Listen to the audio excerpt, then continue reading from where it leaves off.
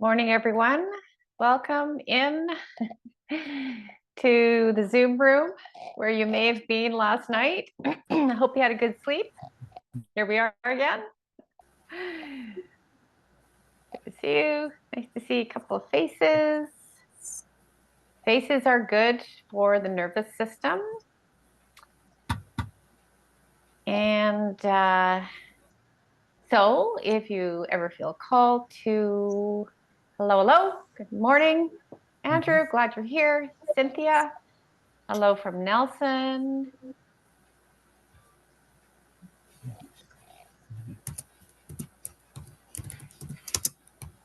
Hello, Lori.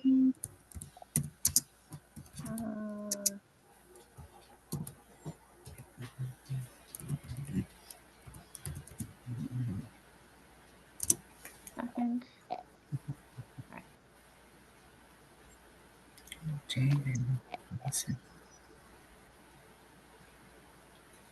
Oh, I'm so glad for anybody that was in the class last night.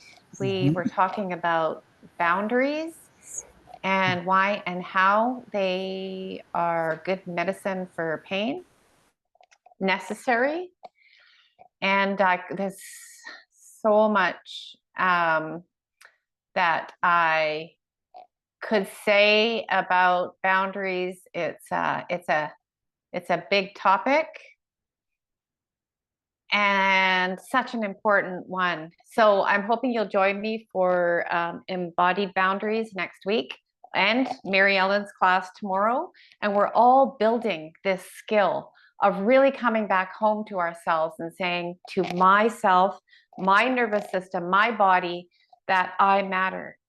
I matter. What I feel matters. What I say matters. And it matters how I move through the world to me. And if you've been trained from a very young age to be focused on other people as a coping mechanism or a survival mechanism, and I think everybody that I've ever met who's lived with ongoing pain has at some point felt helpless and reliant on the medical system, hoping they'll be heard by their doctor, hoping they'll be seen by their family, because the insides are not doing well. The insides are in distress, and we have a need to connect. There's connection and there's protection. With pain, we're often in a state of protection. And how can we move to more of connection? And so boundary, and that, it can get a little confusing because it's like, well, you're telling me to set boundaries, yet you're also saying to connect. Well, I can guarantee you, if you're in places that are disrespectful, remember what we said last night, those days for us are over. Those days are coming to an end. and if we're not setting boundaries where they need to be, we're becoming disconnected from ourselves. So last night's class was amazing. Interesting that I woke up to messages this morning and already working on it. That's awesome. I think when we get these topics out in the open, we start to see, oh, I see where I'm giving my energy away. I see where I can start tightening up, and I see where I want to place my energy now. And that's a really beautiful process, and one that gets hijacked with chronic pain. So, so glad that was helpful. And so today we're moving on. We're moving on to week number 2 of Anchored. And we're talking about the vagus nerve, which is going to be your best friend by the end of this class, I hope. And emotions and what we misunderstand. And I see this all the time in the out there around emotional regulation. But there's been a little bit of a misunderstanding, I think, about that. So we're going to unpack that. And then obviously, always how this relates to pain. So if you're here, if you're listening, you've already, hopefully, started to integrate the fact that you're not alone, which already lets the vagus nerve. Remember, it's kind of it's a strange thing because we're actually activating and stimulating our vagus nerve. So it's a nerve that we want to be more active, usually. Unless you're in shutdown and complete collapse, then you want it to be less active because then it's full on active. But we want it usually in chronic pain to become a little bit more active so that it can start to calm the activated, revved up autonomic nervous system that keeps pain persisting. And so if you're here, you're connected, you're listening to my voice. Hopefully it's I'm not yelling and I'm not so soft that you can't hear me and strain. When we hear that in a way that's soothing, and this goes for the other people in your life, it can calm our nervous system and activate our vagus nerve. So, long way to say welcome. You know what? Just before we start, because I can feel in myself that I'm moving forward and I'm activating my own body. So I'm going to sit back a little bit, and I'm going to invite you to as well. Or maybe you need to move forward if you're finding that you're falling asleep. And just check out where you're at in your body right now. Wherever you are, there are a number, there's 25 bodies, different bodies here, different bodies with different things going on, different bodies with different histories that they're carrying. And so I just want to welcome all of you, all of your body, and all of your histories into the room. So begin by welcoming yourself, finding a position that's 10% more comfortable. You might move around. You might even give yourself a stretch if you haven't yet this morning. Find your feet on the floor, or maybe just notice where you're lying down in your bed. Can you loosen your jaw? If you tend to bite back your words, bite back your emotions, just loosen up your jaw. Can you just gently soften your eyes? And, to do that, sometimes if we have a lot of eye strain, you can rub your palms together so we're getting a bit of friction. And actually put them over your eyes. So the eyes that are intricately connected into the longest nerve in your body that goes right down into your gut and your organs can just relax. And as you're doing it, double up by taking a deep breath. Triple up by letting it go with a sigh.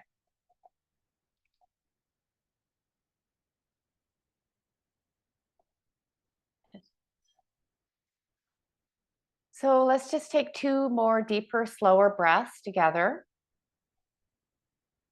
And as best as you can, inhaling through your nose. Let it be slow. Let it be nourishing to all the cells of your body. Exhale. Relax your eyes and your shoulders. Loosen up your belly. And another one, maybe into your belly and your chest. Kind of blowing yourself up like a balloon. You might even hold it at the top if you like. And once again, let it go. Just relax your eyes, your jaw, and your shoulders. Uncurl your hands and your toes and come into where you're in contact with your chair or your bed or the floor. in this moment, in this space, in this time, which is 10:11 a.m. Pacific time, December 10th, right now. And when we locate ourselves here, we know that we're, on some level, we're safe. Okay. All right. So we got some good stuff today. So welcome to this vagus nerve, the wandering nerve, the vagus nerve, the wanderer, I should say. It's the longest cranial nerve in the body. Nerves and the autonomic nervous system are entangled into the pain response. It activates the body's relaxation response and helps regulate stress. Kind of a simple way of putting it. And I will always like to just remind you, because our first step is to really understand what's going on. And our second step is going to be able to apply that to our own lives. So you can see how it comes down from the back of the head. We're going to connect with that in a minute. And right down the spine, lungs, heart, liver, spleen, stomach, pancreas, kidney, colon, intestine. It's a lot that this nerve is navigating. And everything that we're doing on some level is impacting all of these systems. And again, it's key to regulating our nervous system of fight, flight, fight, ongoing pain, which is a natural response to having pain. There's no judgment. So we have the blue, is the shutdown. We have the red, which is sympathetic. That's stressed, agitation, activation, irritation, restlessness, unable to settle, keyed up, revved up. And then we've got the ventral, the green, safe, the social, feeling secure and connected to people around you. That's how important it is.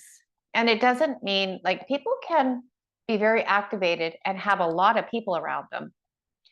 You can be part of a crowd and still feel disconnected. Have you ever had that experience of being in a room full of people and yet still feeling incredibly lonely? Yeah. Yeah. So people themselves don't necessarily mean connected. Am I right? Like, some people you just don't connect with. But this connection can begin still within ourselves.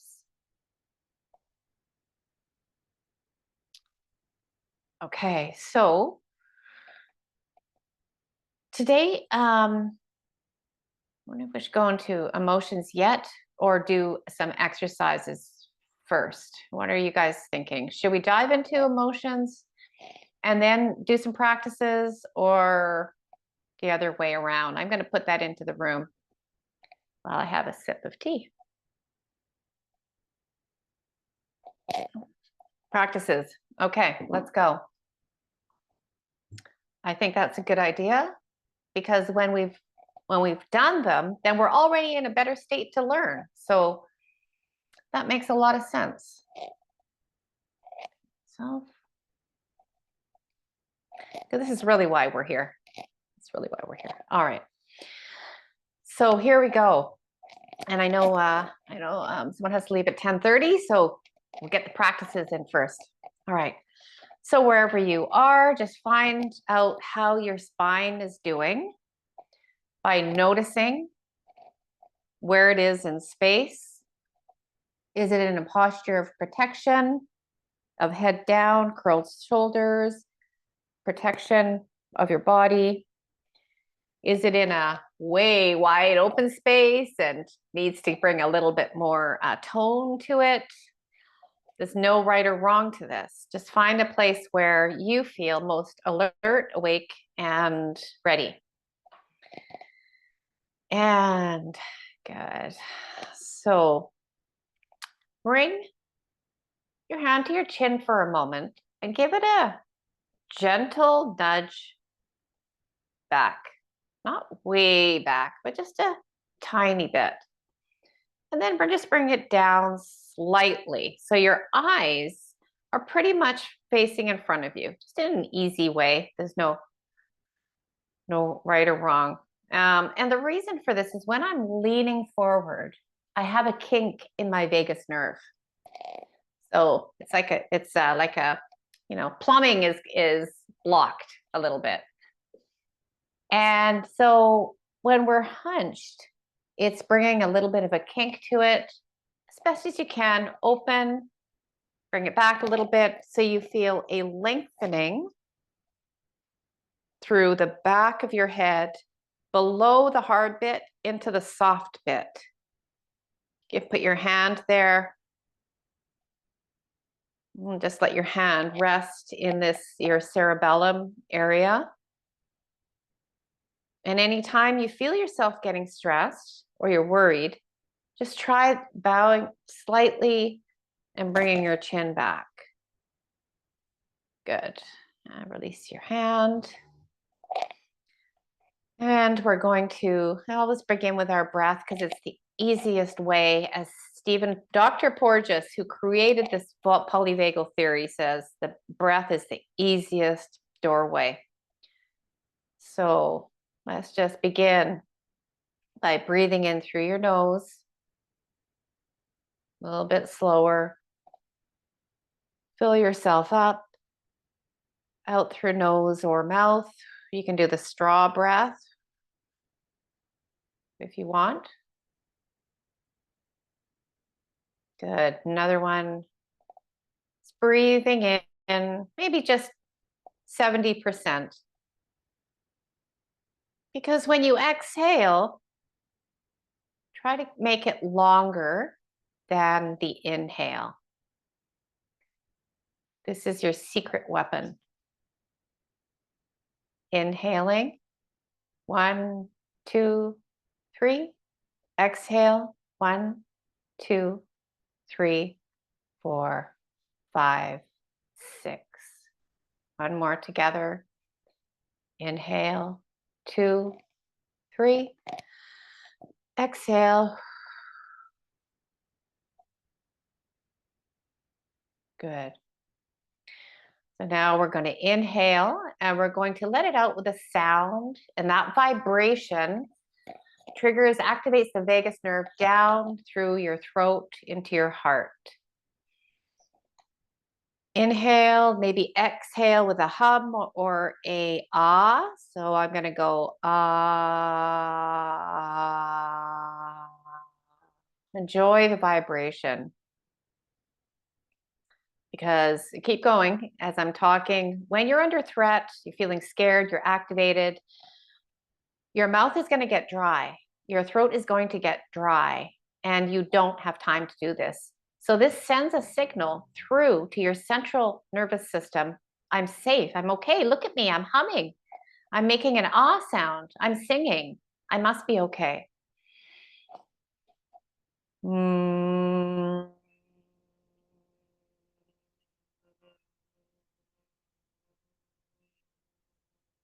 Yes. So you might find yourself coughing. You might find yourself suddenly yawning or sneezing. And now we're going to do another intentional sound that, by and large, in society, is another one of those ways that air tries to escape our body, like a burp or a yawn or a cough. These are all totally natural that we have been taught often to suppress, probably beginning in kindergarten. So this next one is kind of fun. I'm going to make the horse sound. So we're going to inhale and I don't know what to call it. Lips. Feel that vibration. Have fun with it. Inhaling.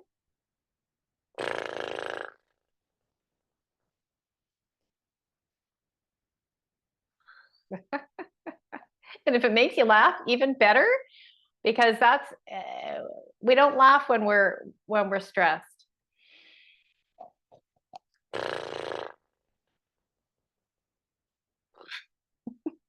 So next time you, blowing bubbles. Thank you, Sharon. That's it. Next time you're in the doctor's office, you start blowing bubbles and they ask you what you're doing. You can just say, I'm doing my pain care.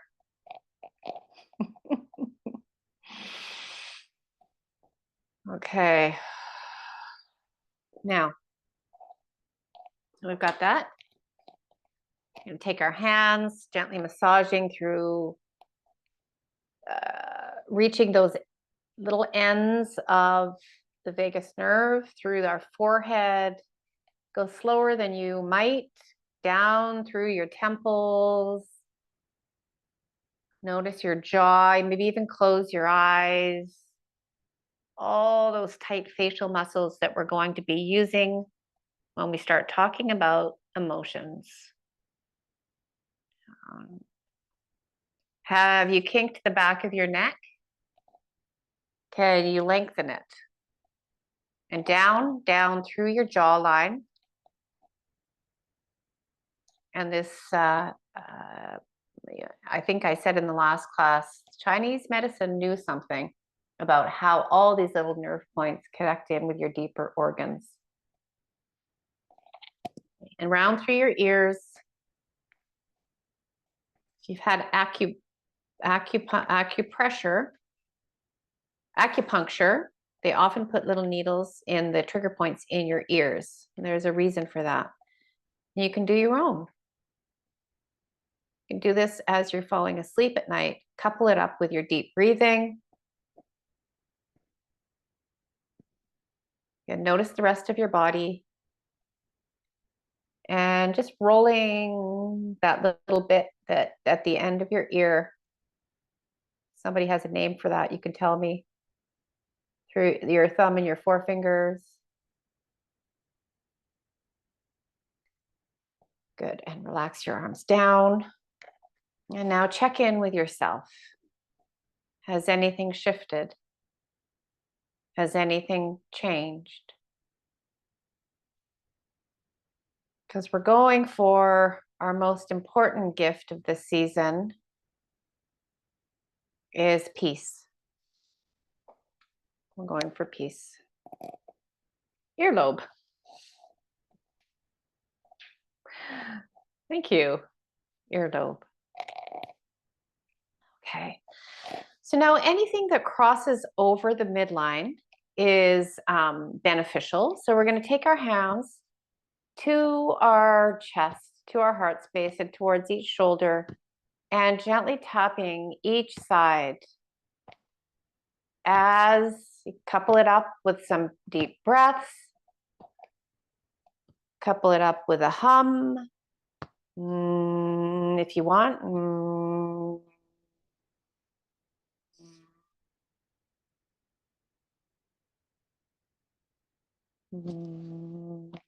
Good. Relax your shoulders. Unkink your neck. It's a lot to think about here. All right.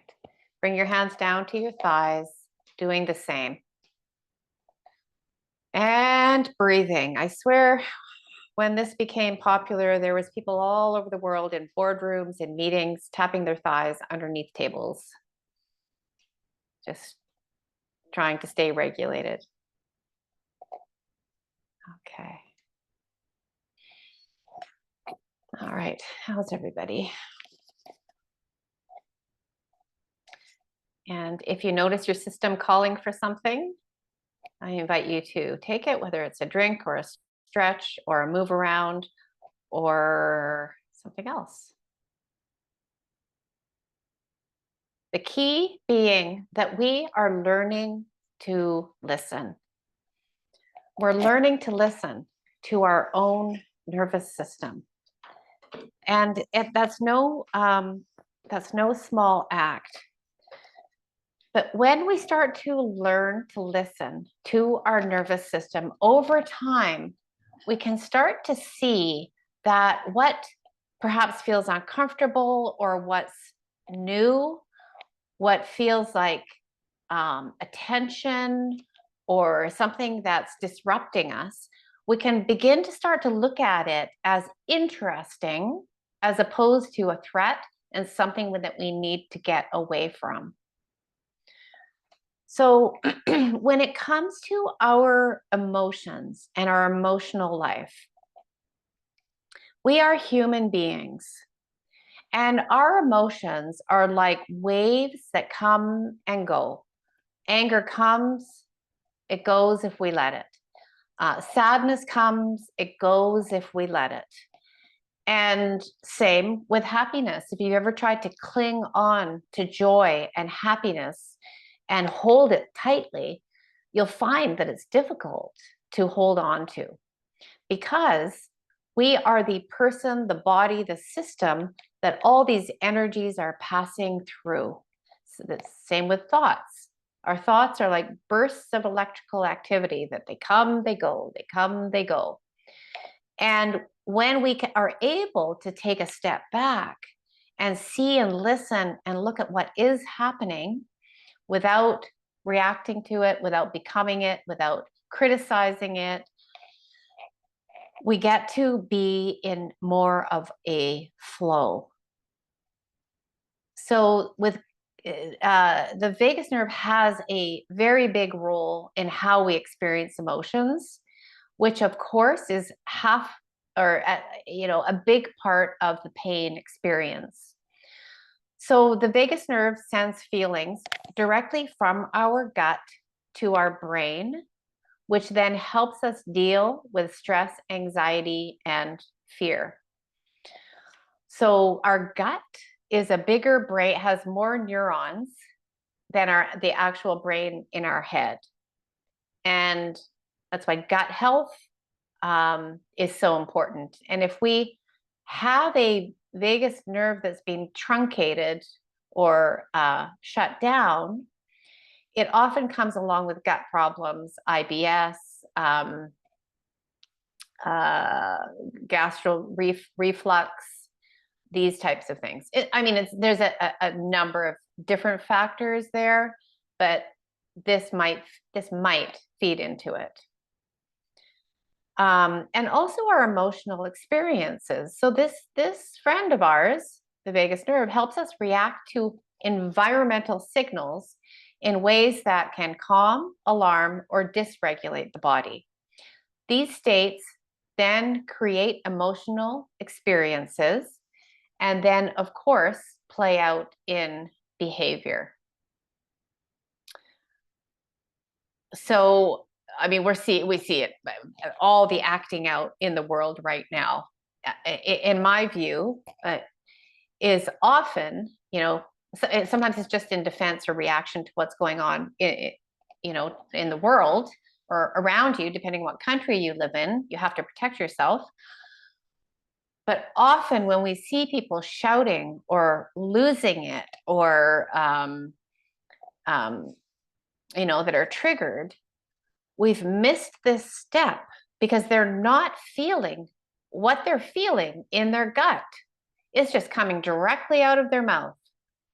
And it's going to return to them. Opposite, conversely, we can also start to feel something in our body and shut it down.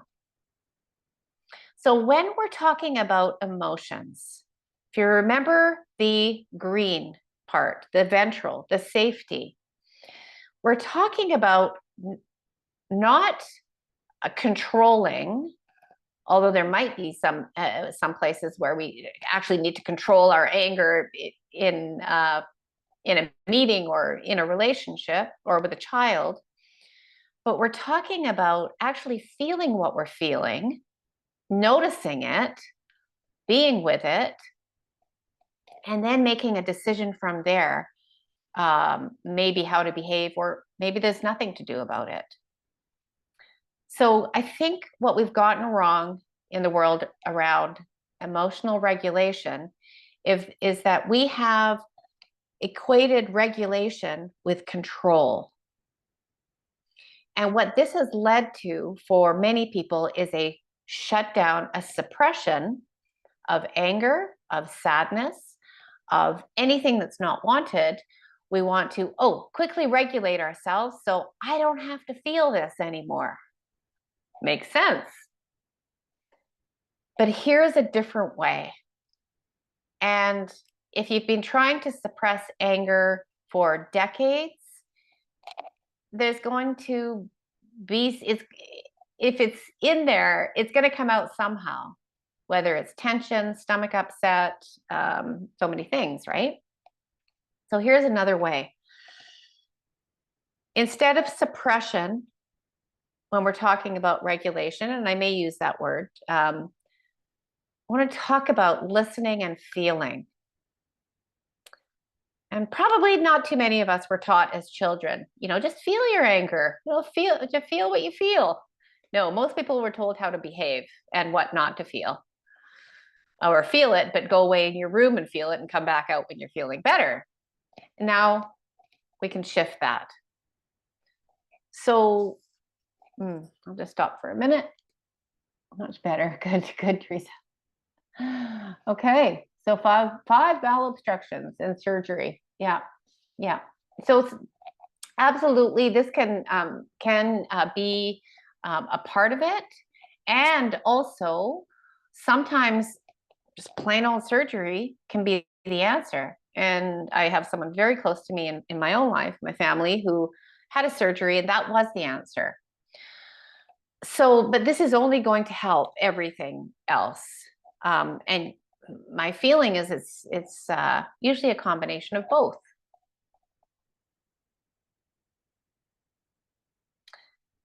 So we've got this highway of information to the brain. And I wanted to just throw out some ideas since we only have 3 weeks in this class so that you have a wider view of what's happening here. It's this highway of information that helps to control mood, digestion, heart rate, and inflammation. Stuff that is kind of beyond our conscious control. And it's connected to the brain through the gut-brain axis. Pretty important. So some ways that you can tone, that other ways that we won't get to in this class, is laughing. We can do some of that today. Singing, humming, gargling opens up the vocal cords, and the vagus nerve is running down all through your throat. Who would have known that gargling might be good for pain? Massaging the eye area, alternate nostril breathing. If we have some time, we'll do some today. If you feel very shut down, so vagus nerve is working overtime, it can help to you start to fall asleep in a class. It can help to get a cold compress or just splash your face, your hands, your neck with cold water. Nutrition, a whole foods diet really is helpful because we're talking gut health now. Connecting with nature, connecting with other people that you enjoy. So if you're going to the party just because you want to show up, but you don't really like anybody that's there, that might be a boundary issue. Meditation, yoga, soothing movements, exercise, and also that diaphragmatic breathing that hopefully you've been learning through class. Okay. All right, so let's get back to, look at that nerve, hey? Look at how that moves through your body, all down through your lungs. And you see when we're talking gargling or humming, you see how it just comes down on both sides of your throat. So find your ways, find your practices, and find all the ways that you can double down on this. So, so when we engage in these moments of befriending our body and learning to listen and see what is going on here, we start to shift and change the way that we feel and the way that we see the world. So, emotional regulation involves it is possible this is the thing about humans. We are so complex and multidimensional. It's possible to feel anger and have a sense of calm. It is possible to feel really happy, to feel happy and also have a sense of sadness. So we're never really just one thing. Here's two different examples of how this can go.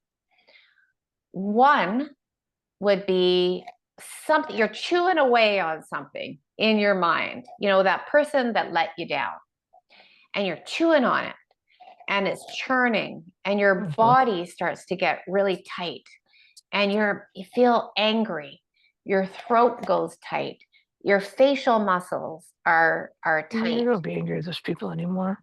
Your breathing gets short and shallow, and then you say something. It changes your behavior. You say something to them, you have an outburst, or you defriend them, you flight, you block them. And then you think, whew, okay, now I can relax. Well, you haven't actually dealt. Oh, can you guys hear me okay? I wonder if that's just you, Cheryl, or am I? Can you guys hear me all right? Good, okay. Here's another way, because either of that fight, flight, or freeze shutdown hasn't actually dealt with the anger. Believe it or not, feels like it, but it actually hasn't. What about saying, okay, I'm going to go and I'm going to walk in nature. I'm just going to sit with what I'm feeling right now. I'm going to notice it. I'm going to breathe. Maybe I'll do some of my facial muscles. I'm not trying to get rid of the emotion. I'm noticing it and I'm feeling it, and then I'm taking care of myself. And when we come into a different place in our prefrontal cortex, then we'll know better what to do, if anything. So this is where it is possible to notice, oh, I'm really feeling some anger. This is emotional intelligence. I'm really feeling some anger right now. So I'm going to give myself some time. I'm going to feel what I feel, because this is the guest that's here right now in my body. And then I'm going to see, as I start to regulate my nervous system, what is the best thing to do, if anything. You know, if it's over a past hurt that cannot be undone, then maybe it's journaling. Maybe it's practicing some self-compassion, some forgiveness, whatever it might be. Am I, you know what? I think I might be touching this little microphone here. I think you're right. I'm going to try to stay still-ish and see if that helps. So, and I love that, Patrice. What is the gift, or what's the wisdom behind my anger? Because emotions, they can feel like they just arrive on our doorstep, but usually there is some reason for it, even if it's not a conscious awareness. And if we are always coming from this place of, I'm listening to myself, I'm befriending my body, we can continue on in our lives without getting hijacked. So, yeah, so I find it hard to sing when I'm unhappy or feeling down. Yeah. So there's two different things going on there. One is that we're not trying to bypass our sadness by, oh, I'm just going to sing a song and then I'll feel happy. But again, going back to, I feel sad in my body right now, is not a dysregulation of the nervous system. Because I feel sad in my body right now does not mean that I'm dysregulated. Because then we kind of scramble, like, oh my God, I better like talk to this person, or I better start singing, or I better go for a run so I can feel better. That might be what you want to do. But I'm going to encourage you not to just try to get rid of everything. And when I'm going to use the word aligned more than regulated, there's a reason for this. I've been looking at this for such a long time now. When I am aligned, I'm noticing I feel angry right now. I feel sad right now because I'm aligned with it. And when I'm aligned, there's not a ton of tension because I'm not trying to fix it, control it, get rid of it, push it out, make it bad, do all these things to it. I'm just aligned because I'm noticing it. Now, nobody wants to stay angry all the time. That's why this piece is so important, that then I can take a breath and say, yeah, I can ask that question. What's going on here? What's going on here? Like, I find this interesting that I'm angry. And because of this thing that this person said yesterday, what's that all about for me?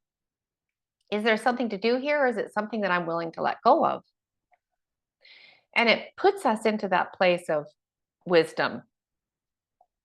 So I prefer talking about being aligned as opposed to suppressing or controlling. And I believe the same thing goes for pain. And, let me know how this is landing on you. But everybody wants to get rid of their pain. That's a really natural thing. That's really, if we're honest, the reason why we come to class. And pushing away, fixing, controlling, hating doesn't seem to make things work. And when we start to align with our bodies, we go into a place of wisdom where we can ask that question. What do I need? What can I do? Oh, I can feel like I need to take some deep breaths. I need to move in a little bit in a way, or I need to take a drink. And that's what I mean by about emotional alignment.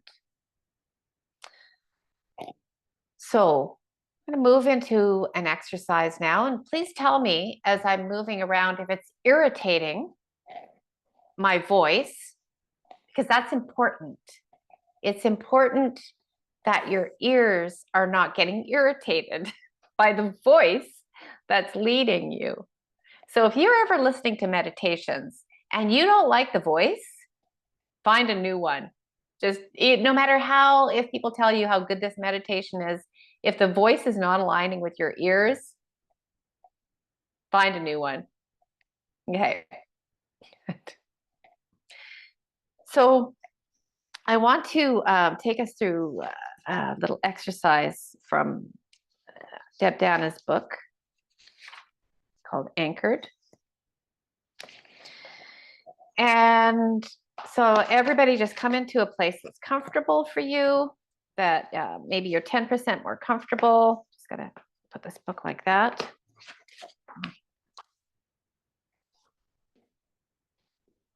There. And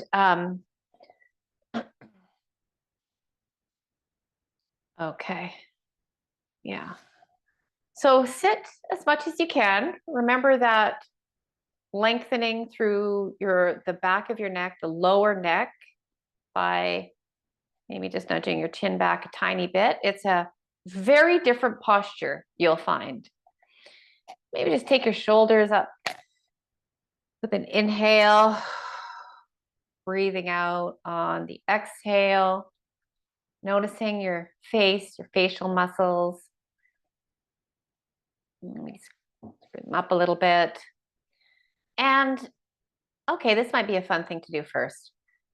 You guys can only see me unless you have your camera on. I can't see you, so you don't need to be self-conscious.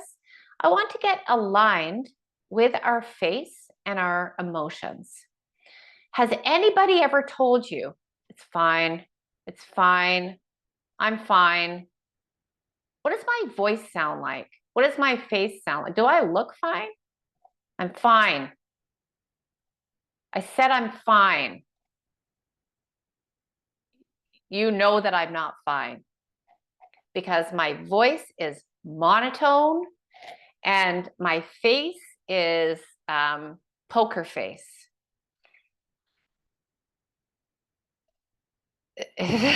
So this is important for pain. Many of you here might be so used to pretending you're okay, or I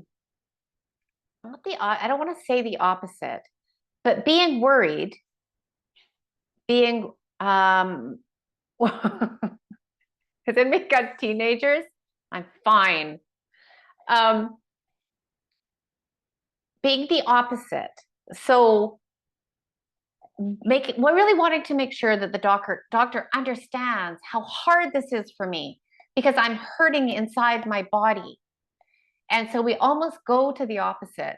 You're not exaggerating what's happened, but you're worried that you're not going to be heard. So we want to align ourselves with our emotional state. And we can do that through our facial muscles and then move into vagus nerve. So right now, think about something that was irritating to you, something that was just like, ugh, angry, irritated, annoyed. Even when I say that, my voice goes into like, I'm annoyed. I'm so irritated. My hands are going like this, like, I can feel irritation in my body. And I'm allowing myself that moment to let myself feel I'm irritated. I'm like, oh, I'm irritated. Okay. So now I'm interested. Okay. I can feel this is happening. Oh, wow. That actually felt good. My face, I think, has softened. My hands have opened.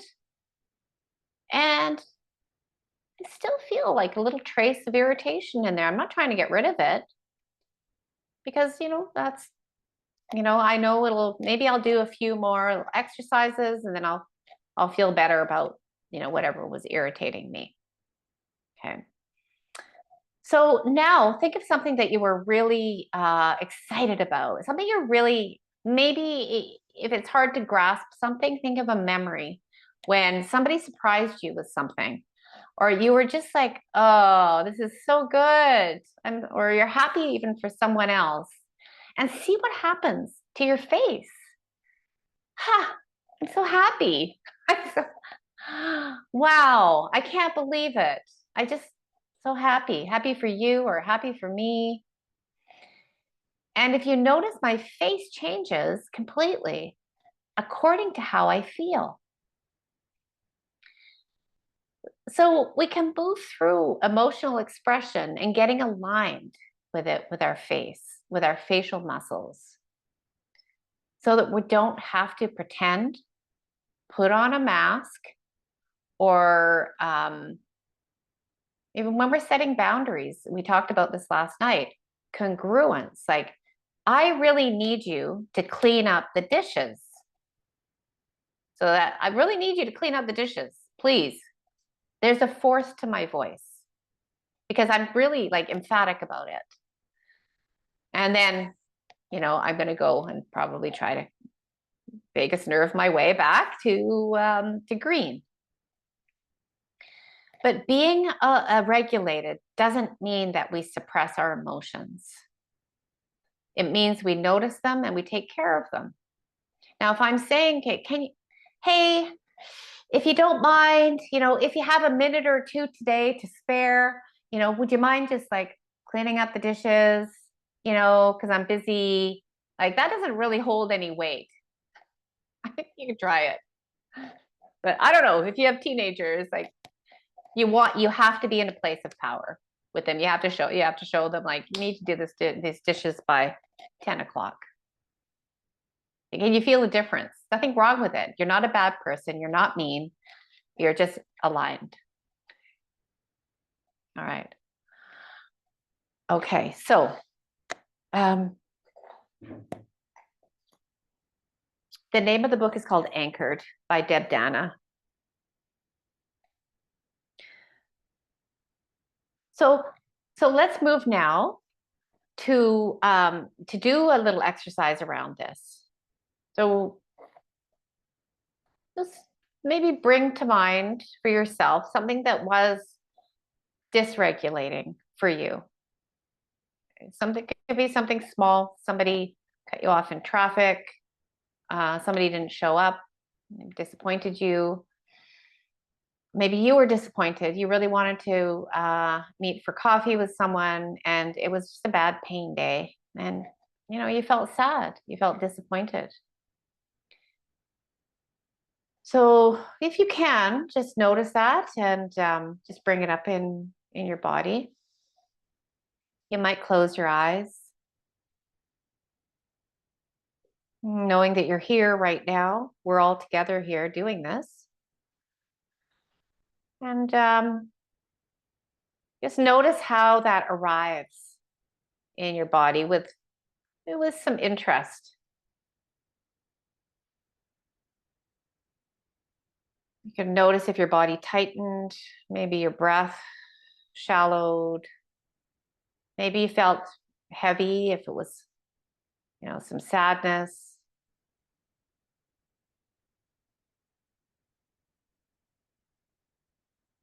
You can notice how that particular guest arrives in your home of your body.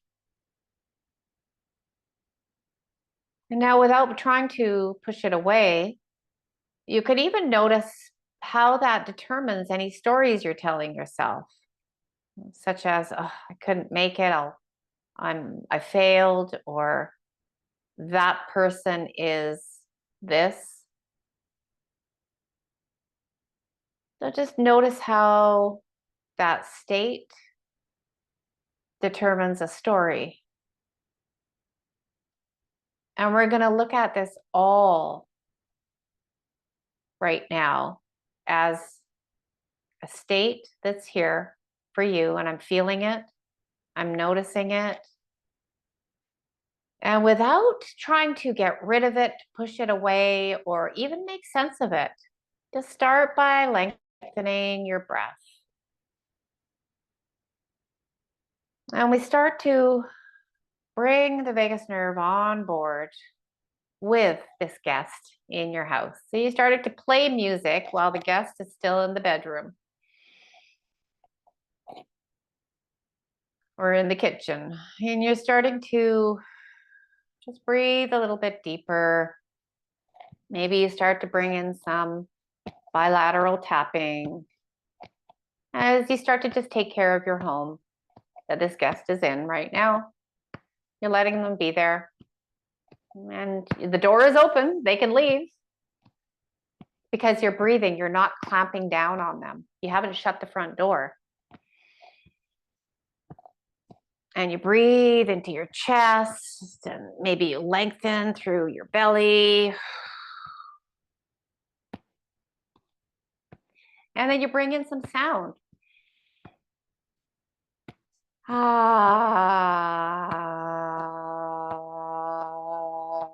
So you're just bringing in some more fortification, shall we say. You're bringing in some friends.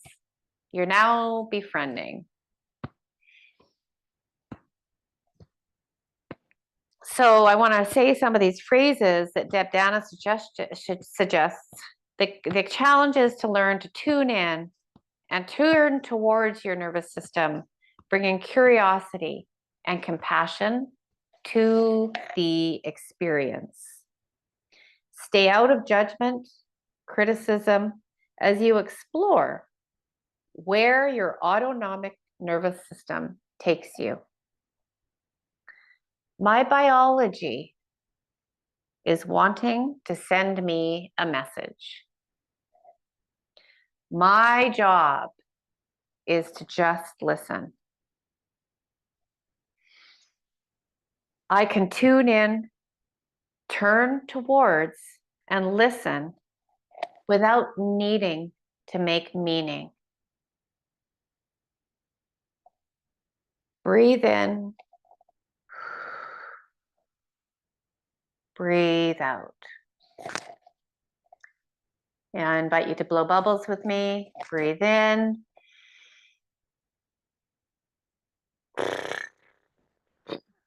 Sorry, I can't do that without laughing. Okay, so if you move into a laugh, move into a giggle. Move into a giggle. I can still feel that guest in the house and I can giggle. I can giggle. Doesn't mean I'm making fun of myself. Doesn't mean I'm glossing over everything. I'm just starting to fill up other rooms in the house.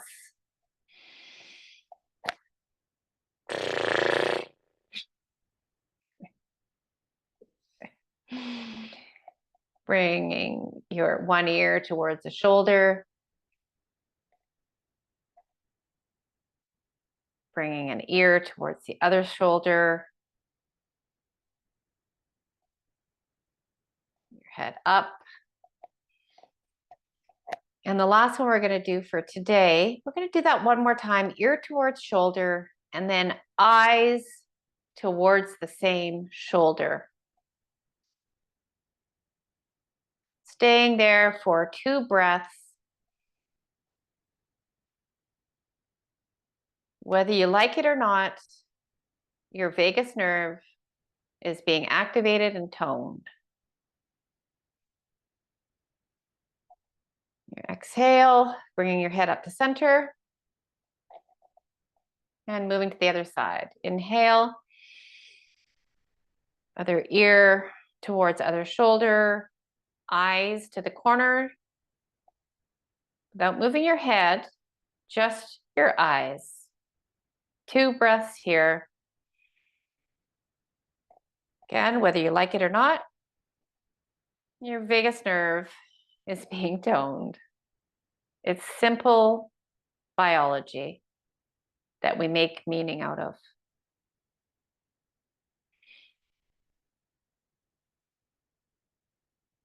Good.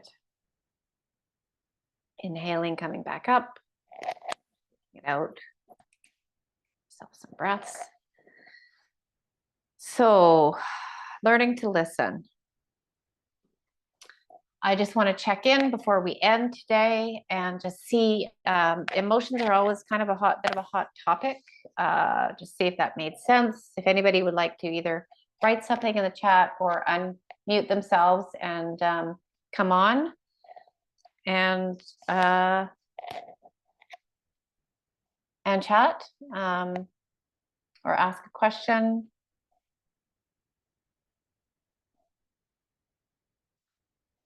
Yeah, so we can certainly churn the same stories for days, weeks, months, years, and decades. We can be on our deathbed telling the same story that our nervous system was just trying to give us a message about. So can you listen to the messages?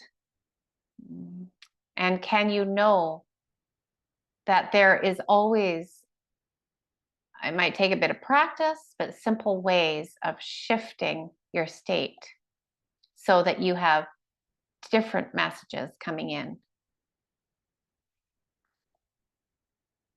The last thing that I wanted to say about that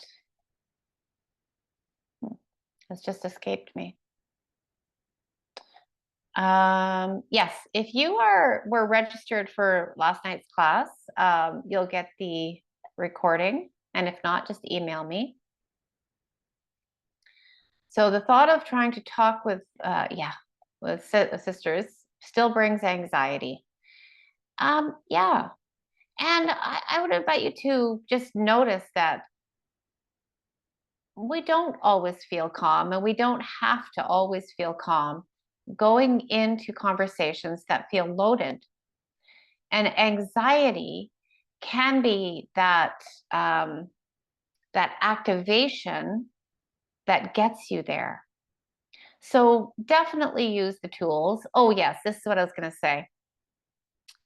So that you don't always have to play catch up, I would find a few tools to use regularly every day. Absolutely morning and night. So you're always tipping the balance into more rest and digest. And then it's easier when you've filled up your bucket when you really need it. Yeah, no judgment. It's just a system, right? Use gentle curiosity just to discover. It's your body, it's your life, it's your system. And this is where we can start to get really clear on staying in your own lane, staying in your own body. Rocking and humming with my breathing. I love that. Yeah. Yeah. Rocking and humming. You know, there was we know that when people are distressed, you know, if you've ever worked in a hospital, I've worked in a couple of psychiatric hospitals, and you can see people that are agitated, they naturally start to rock. Humans knew how to self-soothe. They knew how to beat the drum. They knew how to dance and sing. They knew how to play games. They knew how to rock themselves to gain regulation after a difficult day, maybe of hunting and gathering. Like this, your body knows. Your body knows. So our threats are different, right? And we can use all these practices to do the same thing because we still have the same nervous systems. All right. Okay, everyone, have a wonderful day. I hope that I will see you tomorrow for Mary Ellen's class. It's going to be kind of fun how to communicate and set boundaries in, what does she say? And not be a Grinch. So I'm looking forward to that. That's tomorrow. And then on Thursday, we're going to do a little bit more of movement and breathing. So, all right. Thanks for being here and see you again. Bye for now.